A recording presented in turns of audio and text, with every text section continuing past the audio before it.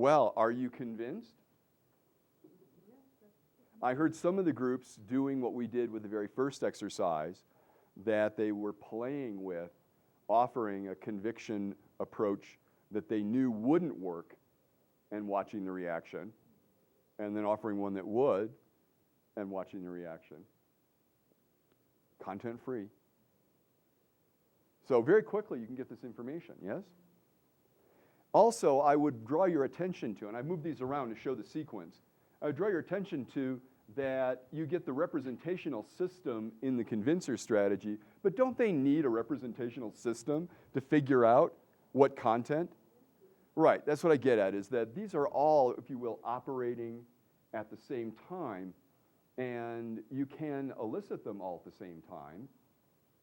No, and probably not. I mean, there's just too many things to keep track of. So this is one way that you can organize this information in order to track on it and begin to collect what I consider to be, for these particular domains, decision, motivation, conviction, what are the meta-programs that one would most want to pay attention to. As I said, the Ross Stewart, Roger Bailey, Shelley Rose Charvet has another format.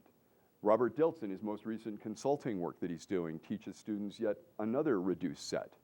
And this makes good sense to me, because you want to have the set that applies to the context. As you are learning modeling, we want to make you aware that there's a larger set so that you can make that kind of a choice. And I was talking to the camera crew back there as well. It's not only different ones, but just like the different amounts of sugar and flour can make very different things, ranging from breads to, sweet cakes. So can the different amounts of these relative to each other, and also how they interact with each other. Because after all, if the person's making a decision, they're probably the authority in that area as well. But we have a certain point where we make sure we check about that. If you haven't already gotten it from the nonverbals or something in either a word or a grammatical structure. So are there any questions at this point about this as an overall look at these set of distinctions and how it is they can make a difference in your ability to understand how somebody does something, to select someone to do something where you figured out what decision processes, motivation processes, convincer processes would be most appropriate. Of course, that's pretty easy. What you do is you go find people who are good at that and elicit it from them. Ron, I see a question there. In regards to beliefs, do you decide at one point in time to create a belief? Is that the sequence? Oh, they wish. No. We build generalizations without thinking about it. And we'll get more into this in advanced strategies. A taster here is that people run their convincer strategies relative to their external environment in places like restaurants, sporting goods stores, shopping. In other words, they look at an item, is that the one I want? Does that fulfill my criteria? Do I have to see it so many times, and so forth? People left to their own devices, and after a personal setback, will often begin to review in their mind other occasions that they had setbacks and accidentally run their convincer strategy and go, Jesus, I can't do anything, or I'm no good at this, because they just did it in their mind, accidentally, as opposed to running it against real stuff in the world. So that's something to guard against. This is the idea you can't afford a negative thought idea, and the author of that book. Well, I think you can afford them, but you kind of want to look at them, and you want to keep them farther apart. Now, on the other hand, Ron, to go with what I was talking about earlier with the scope and the idea of extending the date, you can convince someone that they've known you longer than they actually have by purposely helping them to run their convincer strategy. You talk about building a belief. We first got a taste of this. Robert Dilts several years ago did a demonstration, and it was about a woman she wanted to do something in her life. She wanted to put herself forward and run her own business. And she didn't think that she could do it. And it was like she just didn't have the conviction. And Robert said, because she was very capable, this had already come out over several days of seminar. And so Robert turned to her and said, well, how many examples would you need? And she said, 10. Now, that's quite a number. If your restaurants have to go through 10 examples and your criteria is similar to mine, I should say we go to dinner together because you found a good restaurant. You put it to the test. But as far as making a generalization you can act on in the world, that could take a lot of time. Having 10 experiences close enough together in time that you notice them, that you would build the generalization. Right? Because if she had like one year and one 4 years later and so on, you'd be too far apart. So Robert turns to her and says, so can you imagine an example of where you really did have competence? In other words, she could make a decision that she'd done that once. And she said, yes, I can find an example. And Robert said, okay, I want you to think of that example 10 times in a row. And come out, meaning, go in and think about it and live that, and come out, make a break state, and go back in and do it 10 times. And so she does that, and we're waiting, And then she opens her eyes, and Robert says, are you convinced that you could? And she says, yes. Wow. Yeah, all right, so, whoa, what just happened? It was a purposeful use of a convincer strategy. Now, when I was going into the financial markets, this is exactly what I did, is that I went, I'm going to be a futures trader, which I've done a couple of times, and I'm about to do again. Things are going to be happening. There's an election. Markets always kind of shift about this time. And I'm going to be a futures trader? And then I remembered back that when I was a kid in junior high, I used to take out the stock market page and actually cut out. I hadn't realized in years, I cut out different stocks, TRW, IBM, Lockheed, some of them are still around. And I used to tape together the prices, and I would try to get my father to buy them, which he didn't. I'd be rich now if he had. So I had that incident. And then I had another incident where a teacher had organized a business, and I was the treasurer, and buying and selling, and I was keeping the books for it. And so I had that incident. And I took these different incidents, and similar to the lady, I put them together and I ran them one after another and fulfilled my evidence and criteria pattern. And then I could call a guy up in Chicago who'd offered the money for a demonstration project, and I said, put it in the account, we can do this. I could do it at that point, yeah. Now, I understood that there were still things for me to learn. I'm very feedback oriented. But I, at that point, had the conviction that, yeah, I have experience here. Because we all have different kinds of experience. Same thing with someone who convinces themselves they're not athletic. They have a number of experiences where other people, let's go cycling, let's go hiking for 25 miles. Something they go, oh, I don't want to do that. And by not participating, or people that decide they can't dance because they haven't. Isn't this a curious thing? This is the dog that didn't bark in the night. They didn't dance. They went to a dance and they didn't dance. They went to a dance and they didn't dance. They did that for a few years or several times, and they go, oh, I can't dance. Right.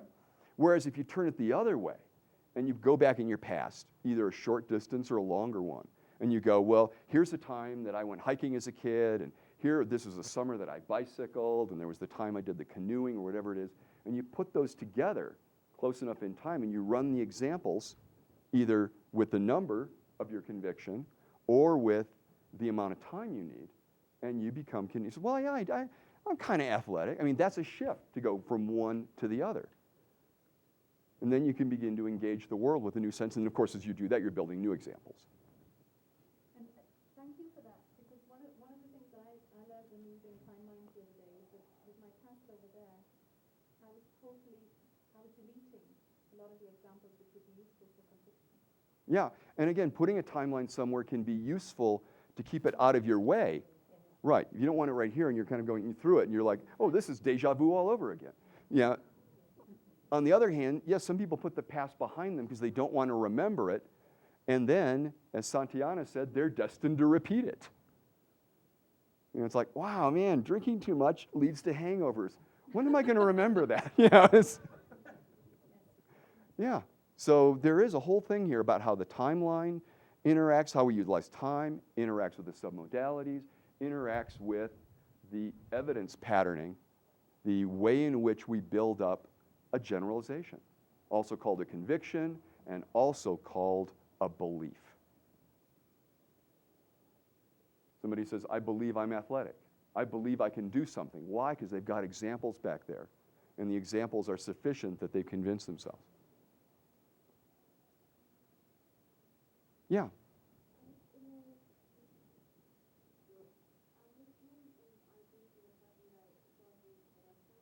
Mm-hmm.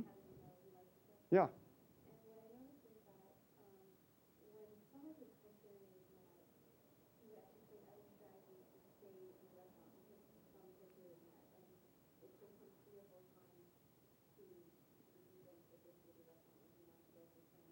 Mm-hmm.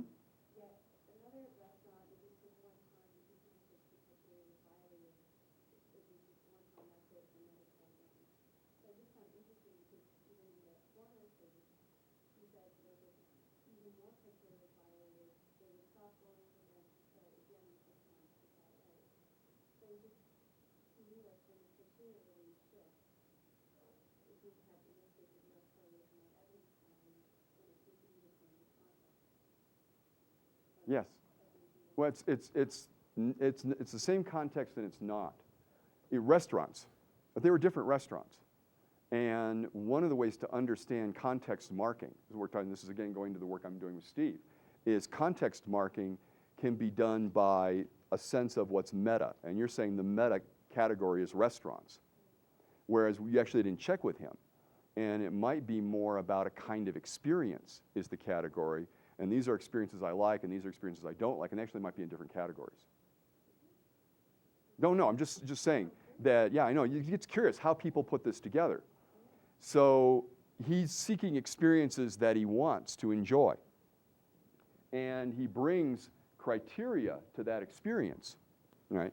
And he has a number of criteria, and it also sounded like from your description, and I'm just going from the description for the purposes of an explanation, that in one case, he's actually got all the criteria operating at one time.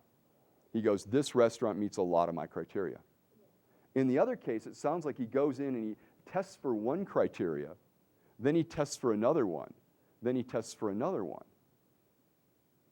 I'm just supposing I'm hearing that. Now, whether that's the case or not, let me give you a different example.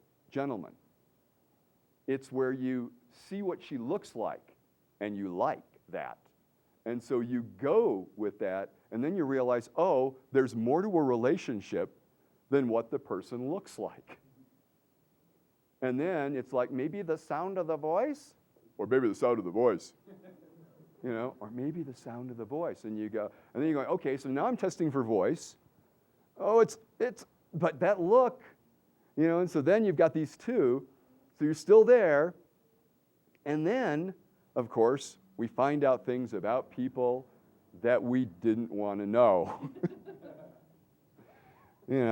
She has a pet iguana. Well, that's cool. Eclectic, and so on. And of course, I can make the example as wonderful or horrifying, and you get the idea. As opposed to collecting your criteria at the beginning, based on experience. Not like you're making it up. It's based on experience. And you're making it up. My point is that you make it from the experience. Instead of like doing one at a time, you go, well, this is important, and that's important, and that's important. Wrap it up so that when you go into the situation, even if it's initial attraction you see, something you feel, of course, that's the way we are, you begin to test for those other criteria. And who knows? You go, well, not really a match, but wow, you're a terrific person. I know somebody you might like. Or it might even be, wow, it'd be great to hang out with you. A different category, friend, as opposed to partner. And this is about getting criteria all in the same place. Yeah. And you get curious because people, they sort of make a decision, because they find that, and then they want to motivate themselves, and then you're really basically trying, your solution is the problem. Yeah. I was just going to share an example of that. If that's Okay, yeah. A friend of mine was approaching 40, and she had been in a number of relationships, maximum 2 years. Never went beyond 2 years. And she did exactly what you're talking about. Through some NLP processes, she sat down and established what the heck am I looking for in a person, in a mate. And that's essentially what she's looking for. She got all the criteria sorted, and within 6 months she'd met the guy, happily married, family, and da-da-da-da. Yes. A really beautiful match. Because when she finally told him what she'd done, he was a little bit horrified.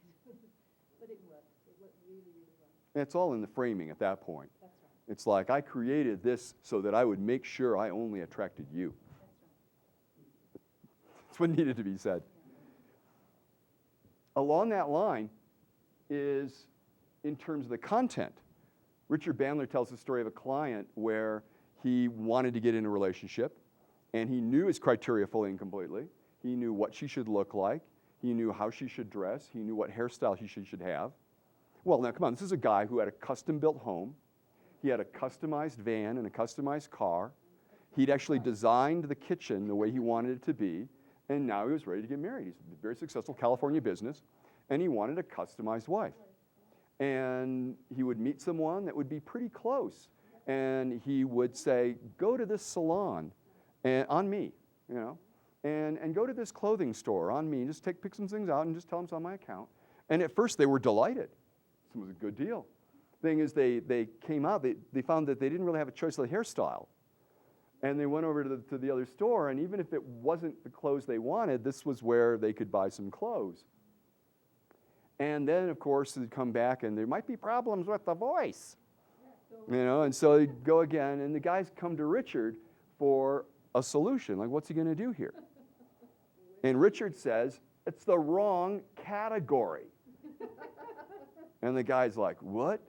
And he's saying, you can build a car. You can customize a kitchen. You can just tell the architect what to build in a house. Those are things. With people, you find out all the ones that are available that are the way you like, and you find the one that matches closest to that wants to be with you. You choose from the selection. They're talking about a misapplication of the content meta program. And other businesses do this as well. Businesses don't realize that you are not getting a robot, you're getting a person. And so you can utilize this material, this meta program material, to find people that are close to the patterning that you know will both allow them to do well in the job and feel good about doing well in the job. They'll feel they're in a place where they are valued for what they can do, what they know, how they apply themselves, works the job. And you can write advertisements that lean in the direction of attracting people with that patterning, and then you select from the ones that are offered, that offer themselves, and take the best one. That, of course, you can work the salary and the rest with. There's an inexactness here. There's a willingness to understand that we are each unique, even though we have some patternings we share. What I'd like to do is pause on this, let you digest this a little bit, think it over. When you come back, we're going to show you how quickly you can do a full elicitation and how you can utilize that in your work, in your consulting, in your counseling, in your own lives. How's that? Okay.